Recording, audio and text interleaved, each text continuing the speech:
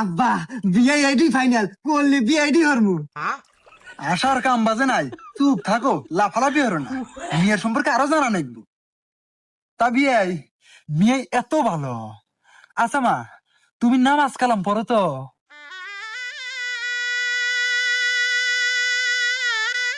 মেয়ে তো কথা কইতেছে না, মেয়ে মানে নামাজ কালাম পড়ে না। এ আব্বা বিড়বিড়ে কি কও, মিয়া নামাজ না পড়লো মা তো পড়ে। চুপ কর।